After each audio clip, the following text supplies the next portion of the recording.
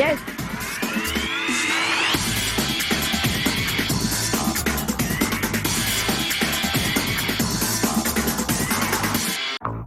Hey, alors. On va recevoir notre invité avec le concours des auteurs, Donald Jesse Miller, Chantou et Colin Swanchon, qui est créé pour avec Fotso Joseph Fotso, son nom de producteur, qui a son tour un producteur qui s'appelle Emmanuel Chatué, qui est également produit, parce qu'on appelle nommément le producteur du producteur, c'est la hiérarchie suprême, et les marraines de l'annual show 20+. Elle s'appelle Madame Colette Chatué. Bonsoir. On lui dit bonsoir. Eh oui. On lui dit bonsoir qu'on supprime Noël Blanc en tête. Bon, on verra. Nous recevons Avéro Jess. Alors, Avéro Jess, tu es le Bangado d'Afrique, le 30 km, tu es Avéro Jess, Avéro King, comme on t'appelle désormais.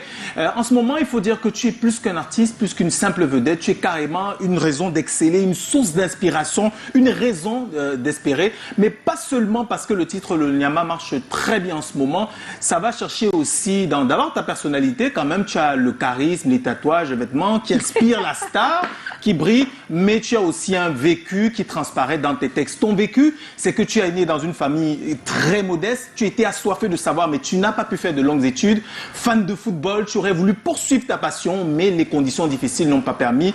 Mais en combattant que tu es, guerrier, victorieux et concurrent, tu t'es accroché à la musique pour continuer à espérer dans la vie. Tu commences en tant que DJ à Talakou et tu marches sur les traces de quelqu'un qui est un modèle éternel pour toi, DJ Arafat. Tu fais DJ à Talakou avant de te lancer discographiquement. Tu fais d'abord Déception et là tu mélanges plein de choses. Un peu de Bikoussi, un peu de ci, un peu de ça. Tu es tout le temps en contact avec le public, donc tu sais les attraper. C'est quand tu vas faire On n'a pas volé que tu seras remarqué par Mr. The War Machine, Dex Willy qui te signe sur la maison.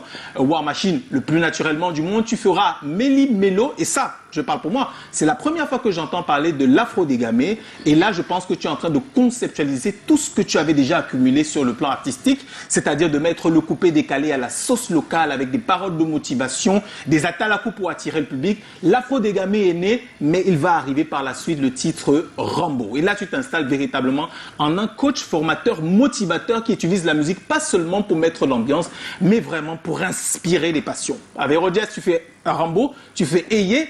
Et puis après, puissant comme tu es, tu décides de t'installer. Je collabore avec Kanao Entertainment pour prendre une autre dimension qui est introduite avec le titre Le Nyama. Alors là-dedans, s'il y a absolument tout, de l'espoir pour des personnes qui font des petits métiers, de la motivation pour ceux qui veulent aller loin de la vie et surtout un nouvel espoir pour la musique camerounaise parce que comme le disait Joyce en entame, tu fais quand même, quand on regarde ces derniers temps, tu fais quand même partie de ces artistes camerounais qui sont allés ailleurs imposer la puissance de notre musique, le règne du Cameroun et du 237 du vert rouge jaune, notamment en Côte d'Ivoire.